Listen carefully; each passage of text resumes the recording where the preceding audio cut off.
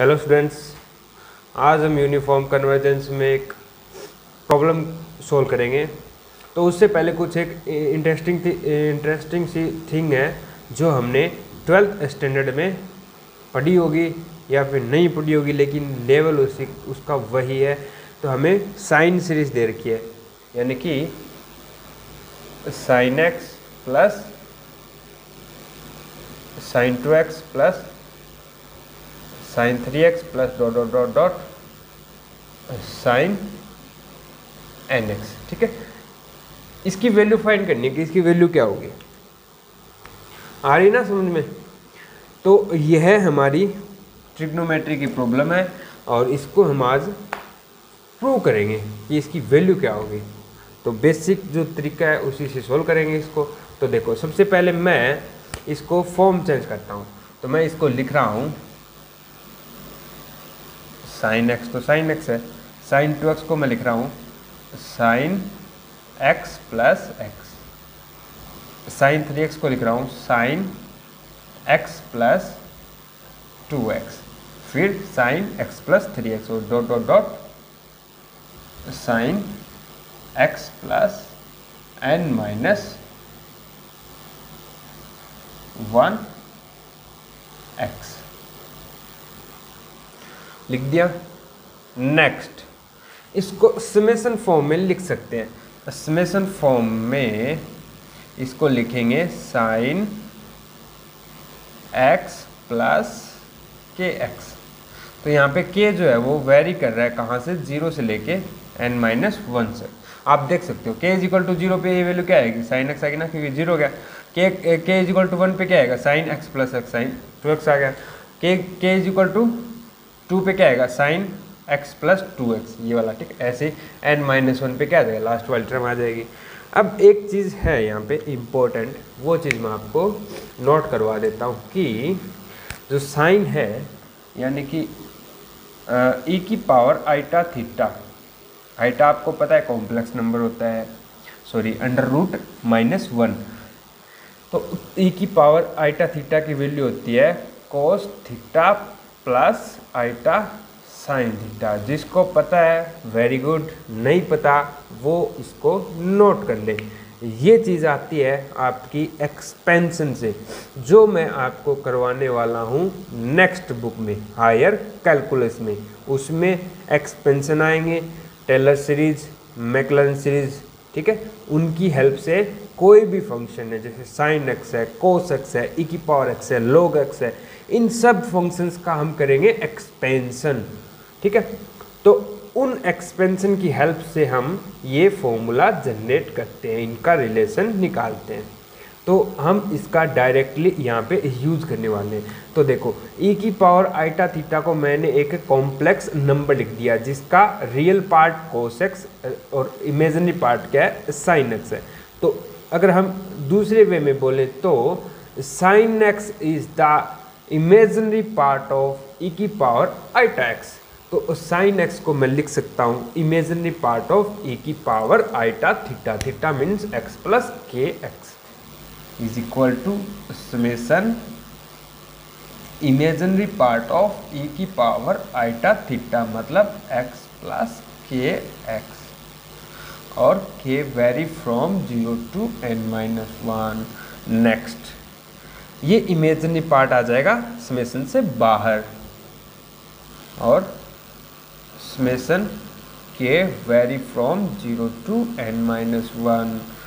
Imaginary part sorry imaginary बाहर आ चुका है ना, और e की पावर आइटा एक्स, और देखो प्लस e की पावर आइटा के एक्स। तो प्लस है तो मैं इसको ब्रेक कर सकता हूँ, e की पावर आइटा के एक्स ऐसे लिख सकता हूँ ना, नो प्रॉब्लम। अब देखो, ये वाला नंबर है वो k के साथ चेंज नहीं हो रहा। जैसे ही k चेंज होगा ये वाला फैक्टर चेंज हो जाएगा, लेकिन ये वाला चेंज नहीं होगा। ये कांस्टेंट है, कांस्टेंट हर टाइम मल्टीप्लाई होता जा रहा है प्लस में। तो इसको हम बाहर कॉमन ले सकते हैं, समेशन से बाहर लिख सकते हैं, यानी कि इमेजिनरी पार्ट ऑफ e की पावर आइटा एक्स और summation k is equal to 0 to n-1 और e की पावर आइटा एक्स। ये क्या, e की पावर आइटा एक्स इंटू के। तो इसको मैं पावर के रूप में भी लिख सकता हूँ ना, नो प्रॉब्लम। बात तो वही है, मल्टीप्लाई में आके के मल्टीप्लाई में हो जाएगा। अब इसको खोल लो, यानी कि इमेजिनरी पार्ट ऑफ e की पावर आइटा x, और जब खोलोगे तो सबसे पहले पावर क्या लगेगी, 0, यानी k 0 से स्टार्ट हो रहा है, तो इस नंबर की पावर 0 यानी कि 1 प्लस इसकी पावर 1 e की power iota x plus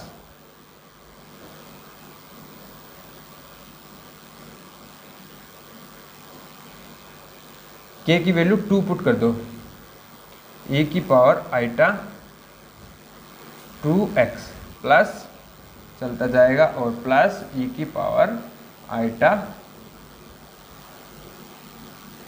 n-1 into x। इतना सबको समझ में आ गया होगा, बिल्कुल बेसिक चीज़ें हैं, ठीक है।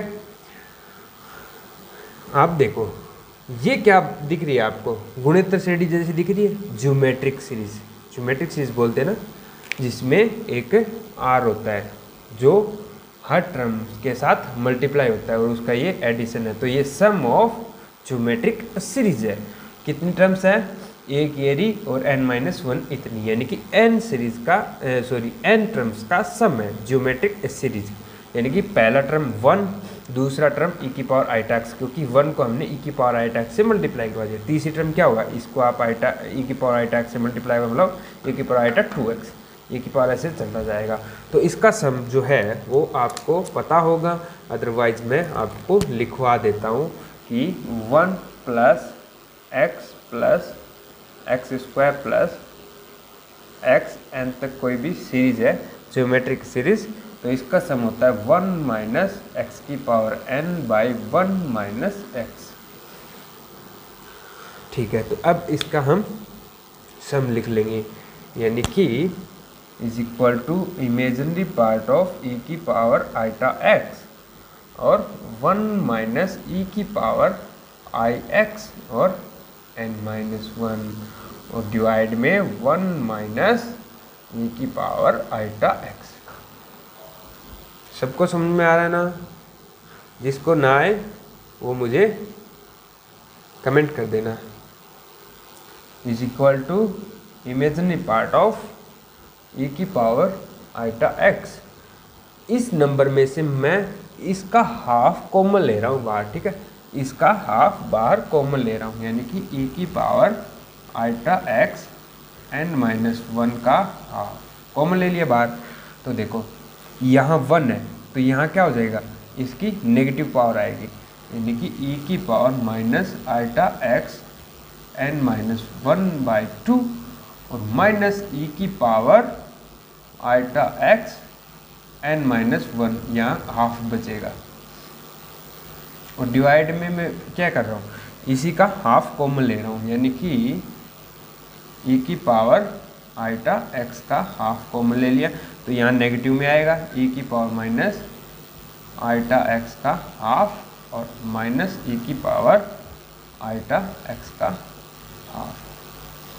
तो ये चीज़ आ चुकी। अब देखो, अब मैं यहाँ पे फिर से साइन फॉर्मूला यूज करने वाला हूँ।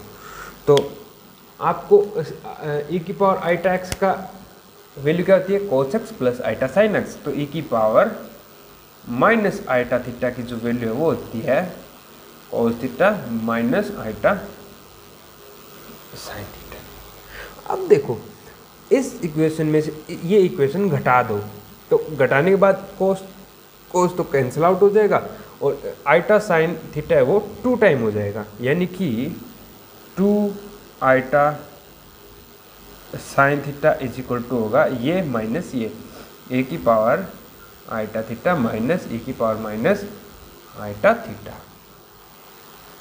ये वाली जो टर्म है वो हम यहाँ यूज करने वाले हैं।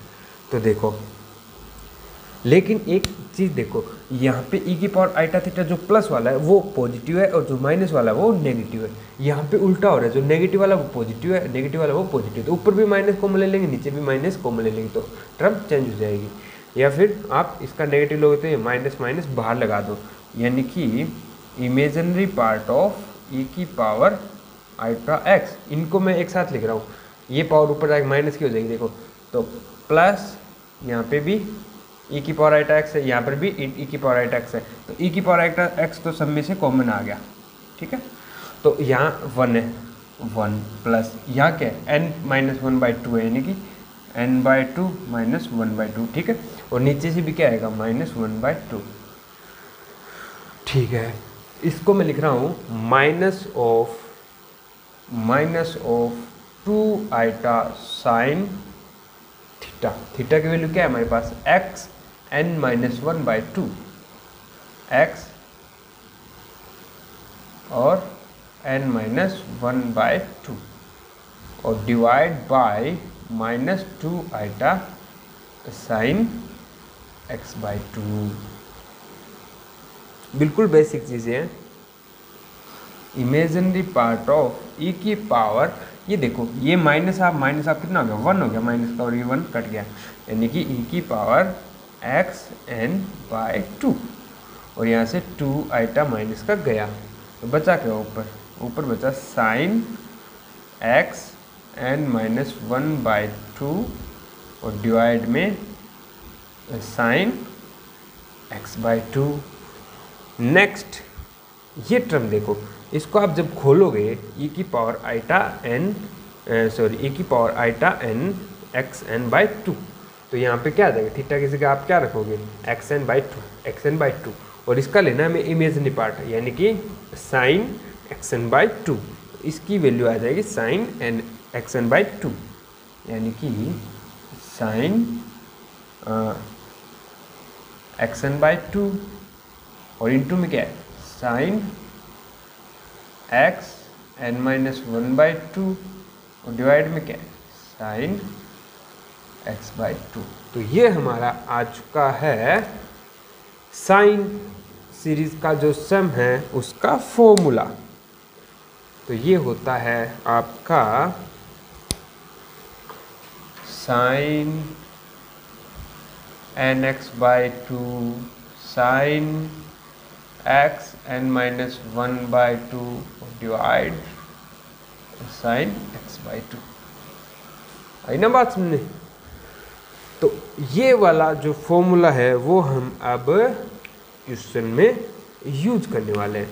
तो हम जो प्रॉब्लम ले रहे हैं वो एक साइन सीरीज ही है, बट उसके डिवाइड में n है। तो हम उस क्वेश्चन को लेते हैं। नाउ हम एक क्वेश्चन ले रहे हैं साइन सीरीज है, यानी कि summation sine nx/n, n vary from 1 to infinity। हमें चेक करना है ये यूसी है या नहीं। UC means uniform convergence, convergent in a b, लेकिन यहाँ पे ए और बी जो है वो strictly greater than 0 and less than a, यानी कि a is greater than 0, strictly greater than, और x is less than equal to b, strictly 1, यानी कि हमारे a और b जो है वो 0 और 1 के बीच के दो नंबर है। तो इस इंटरवल में हमें ये इस सीरीज के जो 1 नहीं है 2 पाई है, 2 पाई, ये भी मैं आपको बताऊंगा कि ये 2 पाई और 0 से बीच का नंबर क्यों लिया है, इसके अलावा और नंबर क्यों नहीं ले सकते, ठीक है। तो देखो इसको यूसी प्रूव करेंगे हम by Dirichlet test. Dirichlet test, तो डिरिचलेट टेस्ट क्या बोलता है, कोई भी सीरीज है u1 इंटू वी टाइप की, ठीक है, कोई भी सीरीज है प्रोडक्ट टाइप की, तो वहाँ पे vn ऐसी सीक्वेंस उठानी है जो डिक्रीजिंग हो और यूनिफॉर्मली कन्वर्ज टू 0 होनी चाहिए, ठीक है। पॉजिटिव टर्म की decreasing sequence converge uniformly converge to 0, ठीक है, पहली बात होगी। सेकंड, जो हम un जो सीक्वेंस है un का पार्शियल सम का एक सीक्वेंस बनाएंगे fn, वो fn है वो यूनिफॉर्मली बाउंडेड होनी चाहिए। ये दो प्रॉपर्टी अगर सेटिस्फाई हो रही है तो डिरिचलेट टेस्ट बोलता है हमारी सीरीज कन्वर्जेंट है, यूनिफॉर्मली कन्वर्जेंट। तो देखो पहली बात, हम vn ले रहे हैं, vn is equal to 1/n। तो यहाँ से तो साफ साफ दिख रही है हमारी डिक्रीजिंग है और कन्वर्ज टू 0 ही है, ठीक है। देन vn इज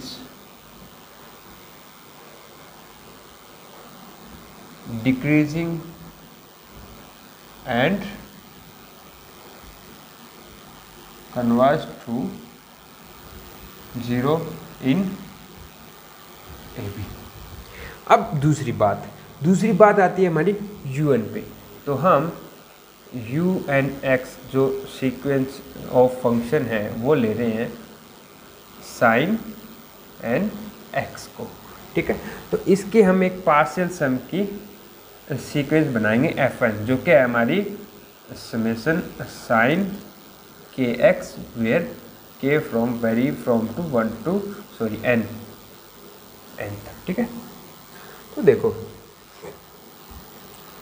ये क्या है sin 1 to n, sin 1 to क्या है sin x प्लस sin, यानी कि sin x plus sin 2x plus dot dot dot plus sin n x। तो अब हमें क्या करना है, इसका मोड लेना है। क्या हमें देखना क्या होता है, इसका बाउंडेडनेस चेक करनी है, यानी कि mode sin x plus sin 2x plus dot dot dot plus sin nx। लेकिन ये वाला नंबर हमने अभी प्रूव किया है, इसीलिए प्रूव किया है मैंने इस चीज़ के लिए, ठीक है। तो देखो ये क्या होता है, समेशन sin nx/2 और sin x n-1/2 और डिवाइड में sin x/2, इसका मोड लेना है। अब देखो इसका मोड क्या होगा, इसके मोड से और इसके मोड से और इसके मोड से लेस होगा। अब एक चीज़ मुझे ये बताओ कि साइन फंक्शन हमारा किससे छोटा होता है, 1 से छोटा होता है, क्योंकि हमारा साइन है वो वेरी करता है -1 से 1, यानी कि उसका मोड है वो वेरी करेगा 0 to 1, यानी कि sine mod sin nx/2 is less than 1 for all x y for all n, ठीक है। This is less than equal to 1 sin x/2। आई ना बात समझे, ये क्या बन गया, this is under the root sorry mod cosec x/2। ये किसके लिए हो रहा है, for all x belong to AB and for all n belong to natural number. True हो रहा है ये वाला ट्रू, 1 था नहीं लेस, वो चीज़ यूज़ की हमने। अब एक चीज़ बताओ मुझे, इस कोसेक की बताओ वैल्यू।